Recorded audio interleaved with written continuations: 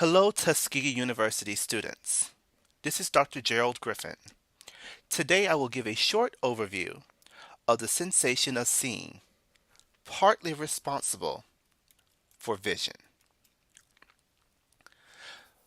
Our vision, human vision, detects merely a small portion of the electromagnetic radiation.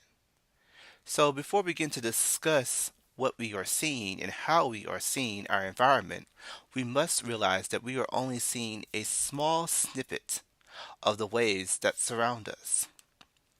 This slide gives a better overview. You see here all types of waves that are going from 10 to the negative 12 meters all the way to 1 kilometer in wavelength distance. The small waves, cosmic rays, gamma rays, and ultraviolet rays, etc., we are not able to detect. In fact, we are only able to detect such a small portion of the electromagnetic radiation called the, the visible light spectrum. And in fact, we were only able to detect somewhere from around 400 nanometers to a little bit above 700 nanometers wavelengths of lights types. And this gives us the classical Roy G. Biv visible spectrum that we see that comprises all classical white light. Above this 700 nanometer range, when we get into infrared, microwaves, and broadcast bands, our eyes are not able to detect this, and thus giving us a good example of the fact that we are only able to see a small portion of all the rays that do influence our lives, but we are not able to detect them visually. Before we begin into neurobiology of vision, let's take a brief review of just some basic physics. Light, like any type of ray, any type of wave, is able to interact with the environment. As light passes through air, it travels, and again, the speed of light in a vacuum is around 3 times 10 to the 8 meters per second. If not hit with anything, this light will just continue to go into a straight line. However, if it hits another substance that has a different index of refraction, this light is going to be refracted, which means that angle of incidence is going to change. And we see the angle of incidence, and then this angle of refraction changes from the light passing through air and hitting this glass wall. Some of the light and most of the light is going to be reflected away. However, some of that light is going to be refracted and continue in the second substance. And for us, this is the eye. Light is traveling through the air, it hits our eye and gets refracted so that we can focus it and actually be able to detect changes in our visible world.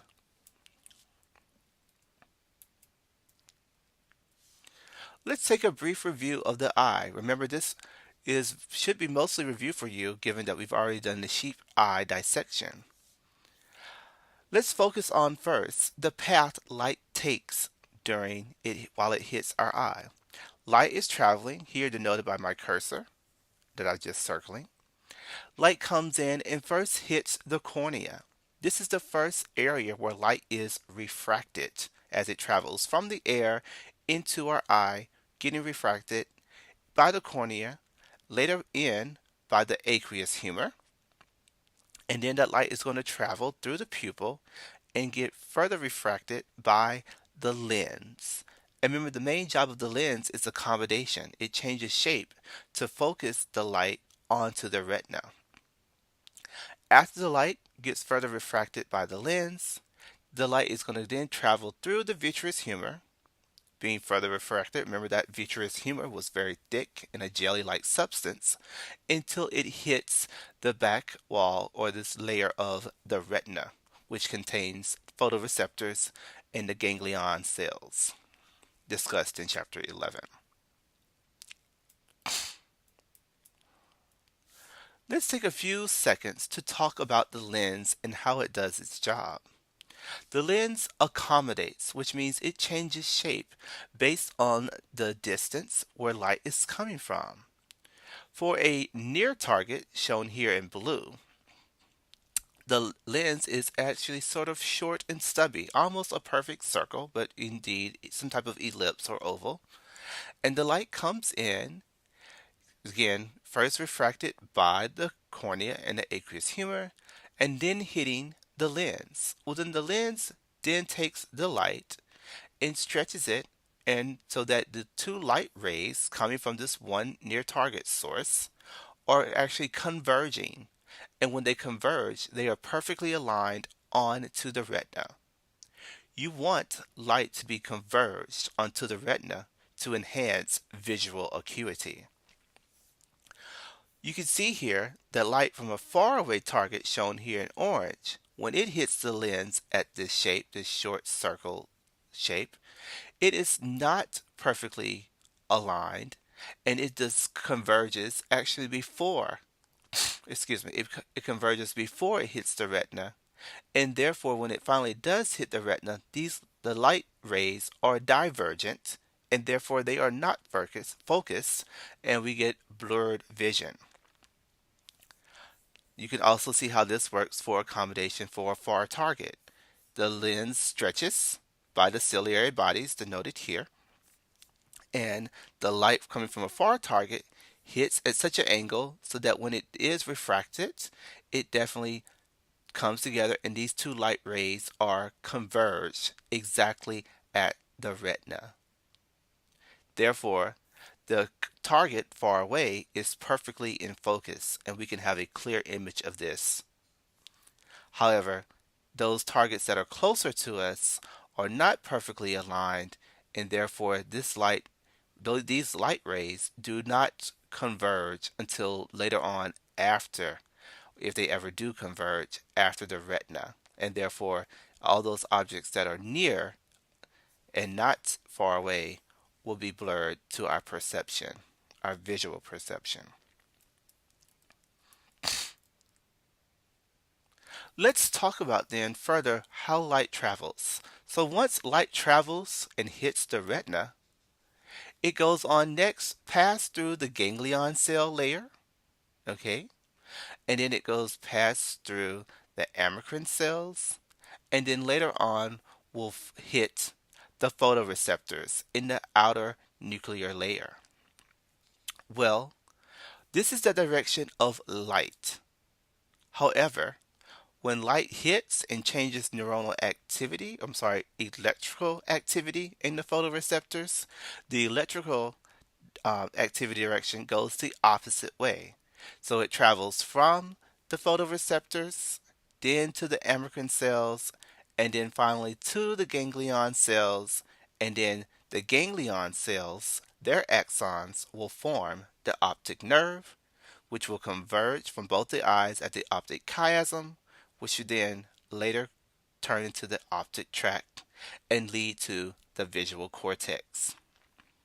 So again, you have light coming in, and remember this ganglion cell layer is the most rostral layer in the retina. But however, it goes all the way down first, activates or inactivates, as you'll see in a minute, the photoreceptors, and then the difference in electrical activity flows the opposite direction, as denoted by my cursor movement here, leaving the retina through the optic nerve by the axons of the ganglion cell, forming the optic nerve, then crossing at the optic chiasm, forming the optic tract, leading to eventually the visual cortex.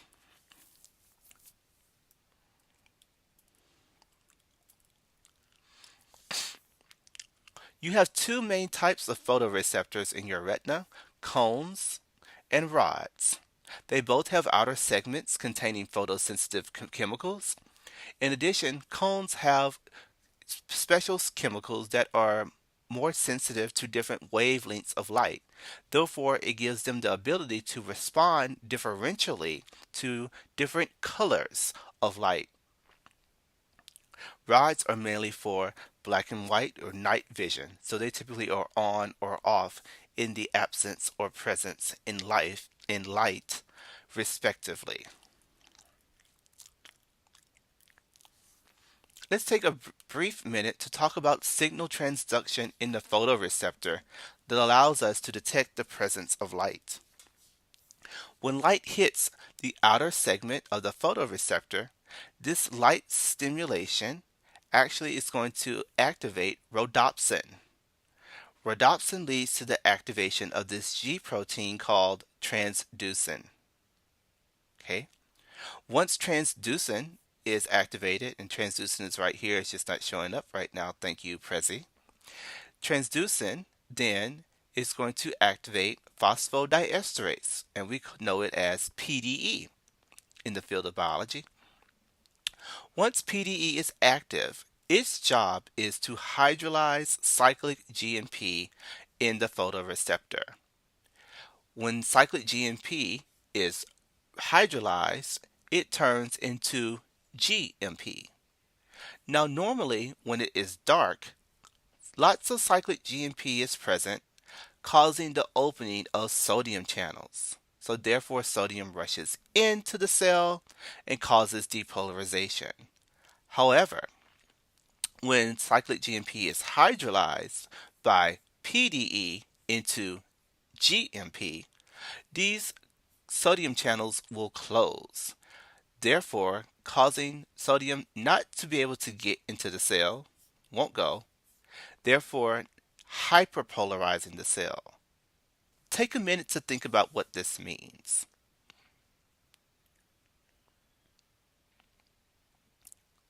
Got it? The takeaway message is that light actually hyperpolarizes photoreceptors, and this hyperpolarization tells the photoreceptors, which will then talk to eventually the ganglion cells, which are the only true neurons in the retina, that there has been light present at that particular spot that activates those particular photoreceptors.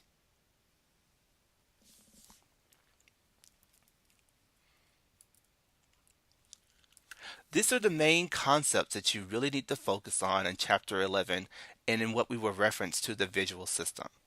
Vision is a lot more complicated, and we didn't talk about the on-off ganglion cells, nor the on-off bipolar cells, or edge detection, or the ventral or dorsal streams that account for where vision, where movement is, where objects are in space versus what is the object, or even talk about color vision. But I would like you to understand the basics of neuronal processing that allows for us to detect visual stimuli. And given that this is a general neurobiology class, I feel like this is appropriate, and I hope you're able to understand these basics of the visual sensory processing system. If you have any questions, please do not hesitate to contact me via email or come to me during my office hours. Thank you and have a great rest of your day.